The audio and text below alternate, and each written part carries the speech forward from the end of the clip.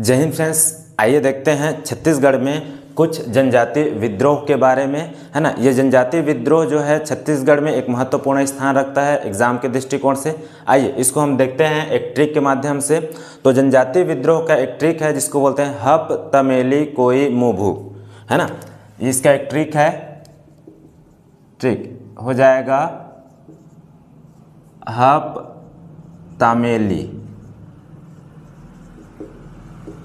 कोई और हो जाएगा मुभु, है ना। ये ट्रिक यहाँ ख़त्म हो जाता है जितने भी जनजाति विद्रोह है उनसे संबंधित, है ना। तो देखो ह से हो जाएगा हलबा विद्रोह, ठीक है, हलबा विद्रोह हो जाएगा। प से हो जाएगा परलकोट, परलकोट विद्रोह। त से हो जाएगा तारापुर विद्रोह, तारापुर विद्रोह। मे से हो जाएगा मेरिया, मेरिया विद्रोह। ली से हो जाएगा लिंगागिरी, लिंगागिरी विद्रोह, है ना। मू से हो जाएगा मुरिया विद्रोह, है ना। जबकि भू से हो जाएगा क्या, भूमकाल, भूमकाल विद्रोह, है ना। और आपको पता है को से क्या हो जाएगा, कोई विद्रोह, है ना। कोई है इसीलिए हमने उसको कुछ लिखा नहीं था, है ना। तो ये सभी विद्रोह है जो जनजाति से संबंधित है। और आपको पता है जनजाति की भूमि के नाम से हमारे छत्तीसगढ़ में बस्तर संभाग को जाना जाता है ना। तो चलिए ये जो हलबा जनजाति, परलकोट जनजाति कौन कौन से जिले में हुए छत्तीसगढ़ में उसको हम देखते हैं, ठीक है। तो चलिए यदि हम पिछले क्लास में भी हमने बताया था, यदि हम इसको बांट देते हैं तो ऊपर वाला संभाग आपका हो जाएगा सरगुजा, बीच वाला संभाग हो जाएगा बिलासपुर, इधर वाला नीचे वाला हिस्सा हो जाता है बस्तर, और बीच में जब इसको दो भागों में बांट देते हैं तो ये हो जाता है दुर्ग, ये हो जाएगा रायपुर, है ना। चलिए यदि हम देखते हैं तो आपको पता है ये मध्य वाला हिस्सा जो है ये दंतेवाड़ा कहलाता है, दंतेवाड़ा, है ना। ये ऊपर वाला जो हिस्सा है ये कहलाएगा कोंडागांव, कोंडागांव, है ना। उसके बाद यहाँ से काट देते हैं, ये वाला जो हिस्सा है ये कहलाएगा बस्तर, नीचे वाला जो हिस्सा है ये कहलाएगा सुकमा, है ना। यदि हम इसको इधर बांट दे रहे हैं तो ये हो जाएगा आपका बीजापुर, बीजापुर। उसके बाद हो जाएगा नारायणपुर, है ना। और यहाँ जो बच जा रहे हैं हिस्सा ये क्या कहलाएगा, कांकेर, है ना। ये याद कराने के लिए आपको था, इसको समझिएगा आप, है ना। ये नहीं कि क्या बोलते हैं कि बॉर्डर इधर से उधर जा रहा है सर, ऐसा नहीं। ये सिर्फ आपको याद कराने के लिए है कि कौन कौन सी जनजातीय विद्रोह कहाँ कहाँ पर हो रहा है, ठीक है। तो देखिए पहला आता है हलबा विद्रोह। तो हलबा विद्रोह का जो क्षेत्र संबंध हो जाएगा वो हो जाएगा बस्तर से, हलबा विद्रोह, है ना। उसके बाद क्या है परलकोट, तो परलकोट हो जाएगा आपका नारायण। क्या आता है तारापुर विद्रोह, तो तारापुर वाला हो जाएगा दंतेवाड़ा, तारापुर। उसके बाद आता है कौन सा, मेरिया विद्रोह, तो मेरिया भी हो जाता है बस्तर का,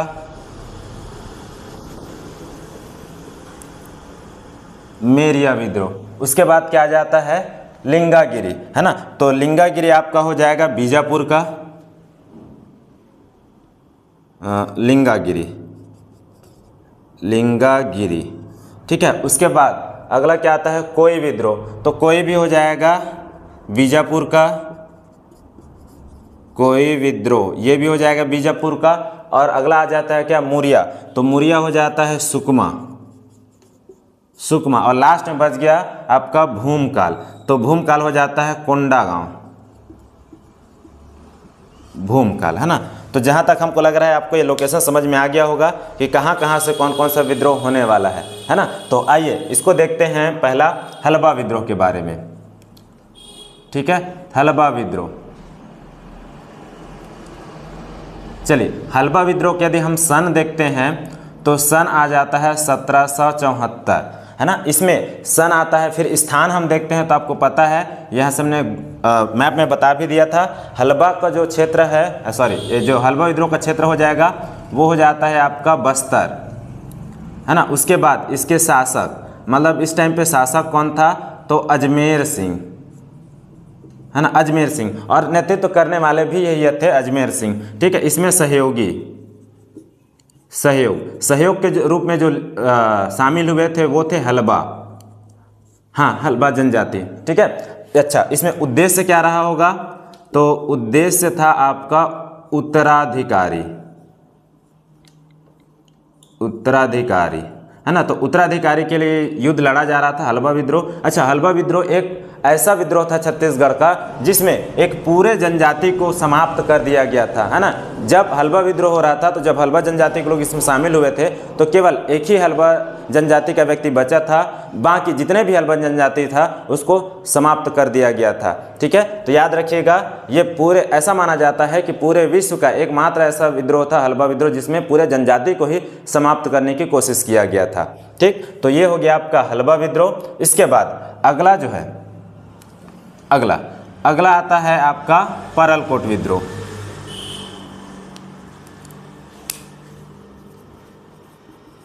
परलकोट विद्रोह,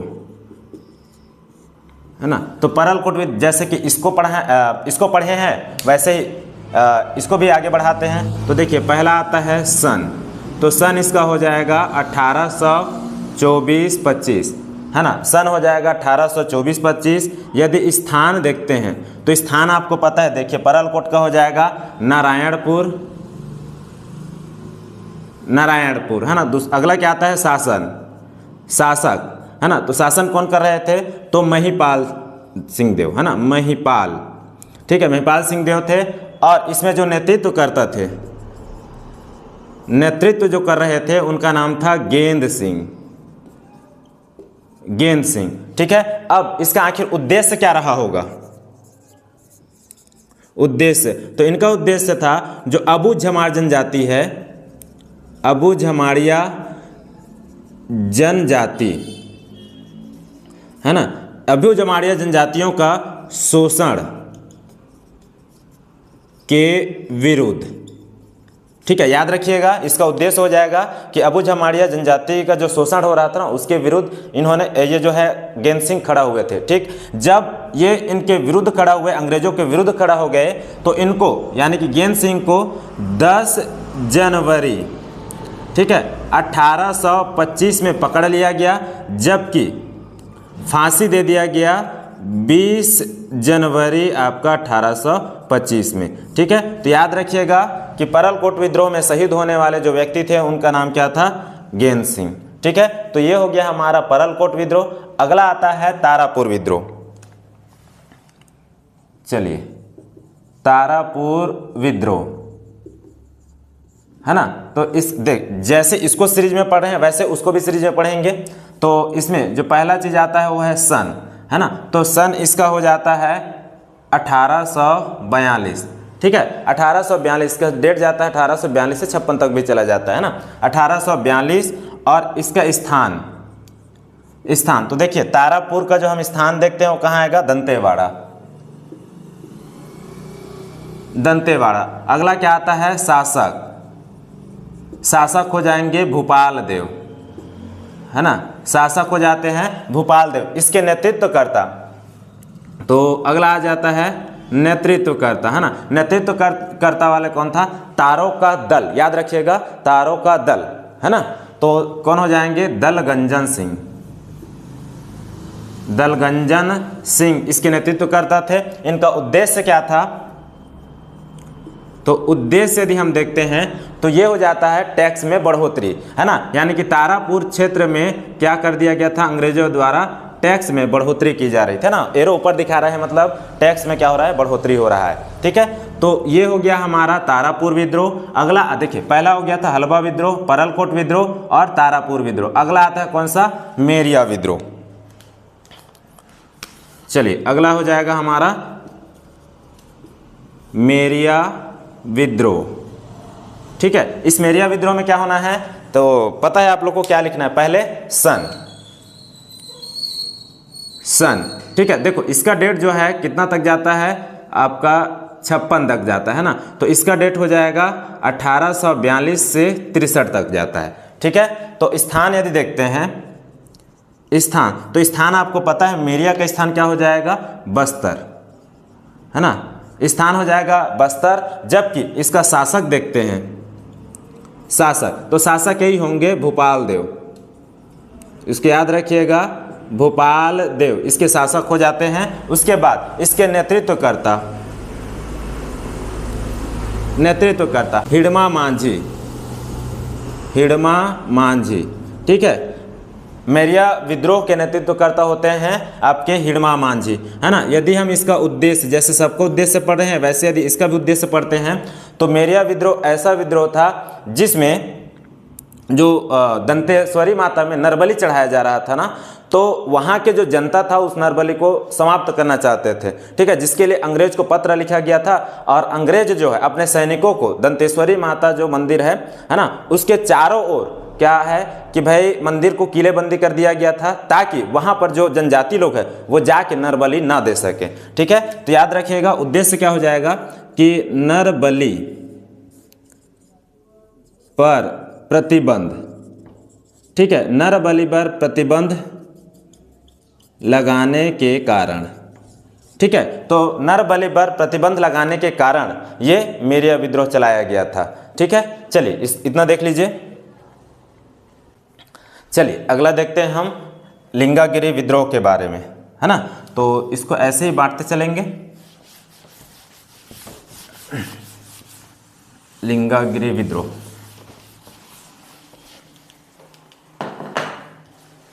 चलिए ली से हो जाएगा लिंगागिरी विद्रोह, लिंगागिरी विद्रोह, है ना। तो सीरियल वाइज हम लिखते हैं। इसका यदि हम सन देखते हैं, ठीक है, तो इसका सन हो जाता है 1856, ठीक है, 1856। यदि हम स्थान देखते हैं तो पता है लिंगागिरी, देखिए लिंगागिरी का हो जाता है बीजापुर, बीजापुर, है ना। इस टाइम पे जो शासक था, शासक वो था आपका भैरम देव, शासक हो जाएगा भैरम देव। उसके बाद जो अगला चीज आता है ना कि नेतृत्वकर्ता, नेतृत्व में यदि देखते हैं तो हो जाता है आपका धुर्वाराम माड़िया, है ना। धुर्वाराम माड़िया इसके नेतृत्वकर्ता होते हैं। अच्छा, इसका उद्देश्य क्या होता है? तो उद्देश्य हो गया है कि किसी जो अंग्रेज थे ना वो बस्तर को अपने साम्राज्य में मिलाना चाहते थे, लेकिन ये जो धुर्वाराम माड़िया था या लिंगागिरी विद्रोह के अंतर्गत ये लोग नहीं चाहते थे कि भाई ये जो बस्तर है क्या हो सके, अंग्रेजों के साम्राज्य में मिल सके, ठीक है। तो उद्देश्य क्या हो जाएगा कि बस्तर को ब्रिटिश साम्राज्य में शामिल न होने देना, है ना। तो ये कारण हो गया था। अच्छा, इस विद्रोह को, लिंगागिरी विद्रोह को एक इंपॉर्टेंट पॉइंट हो जाता है कि इसे बस्तर का महान मुक्ति विद्रोह भी बोला जाता है ना। बस्तर का महान मुक्ति विद्रोह, ठीक है, इस बात को याद रखिएगा। बस्तर का महान मुक्ति विद्रोह के नाम से भी जाना जाता है लिंगागिरी विद्रोह को, ठीक है। तो ये हो गया हमारा कौन सा, लिंगागिरी विद्रोह। उसके बाद आता है कोई विद्रोह, है ना। चलिए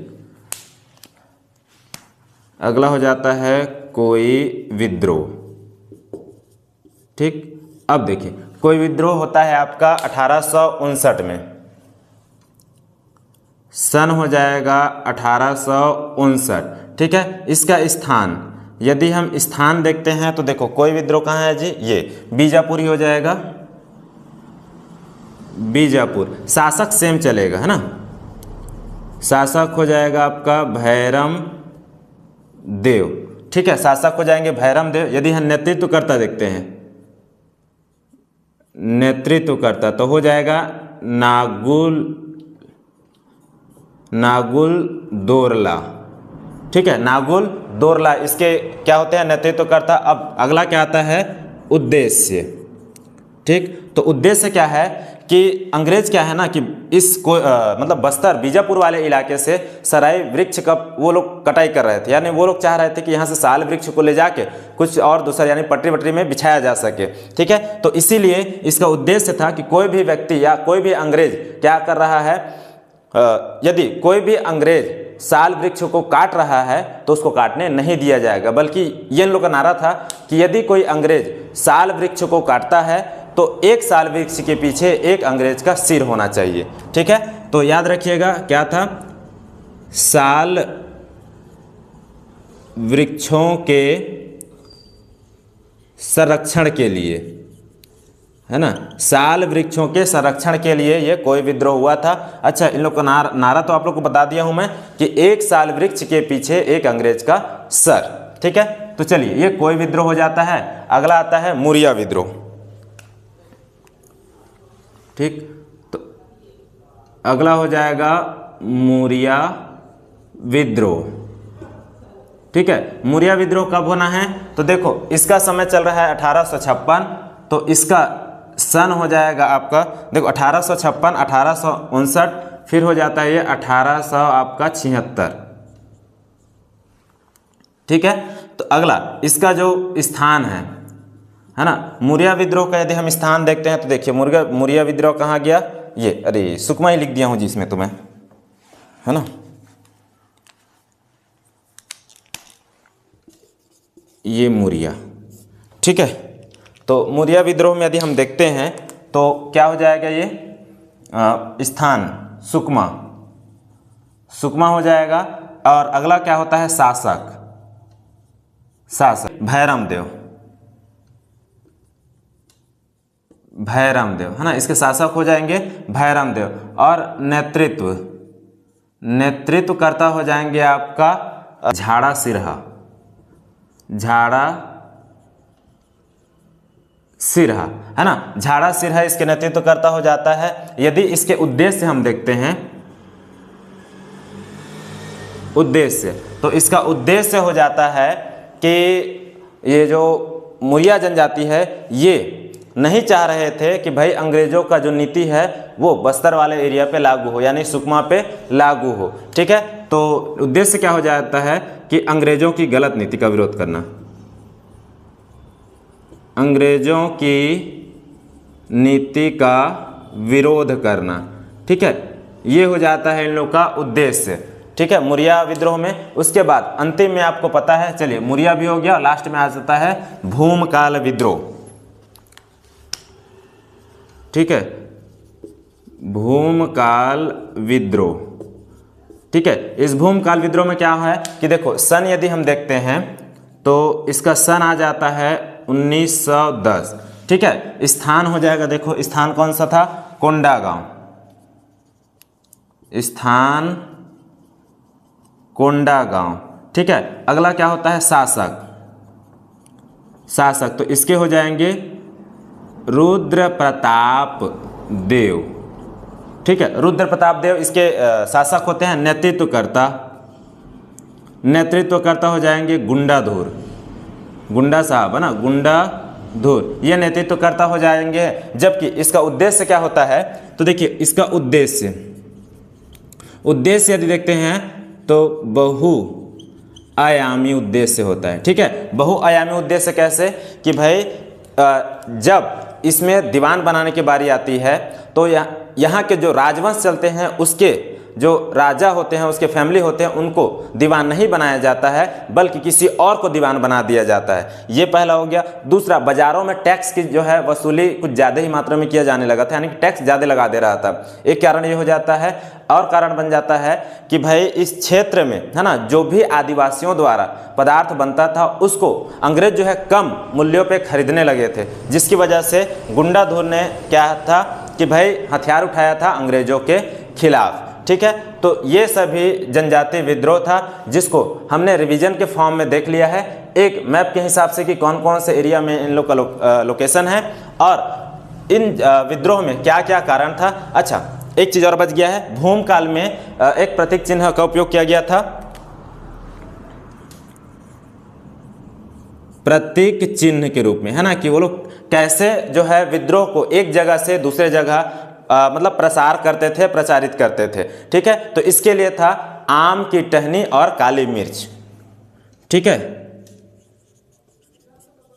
आम की टहनी और प्रश्न में क्या हो जाएगा, करिया मिर्ची।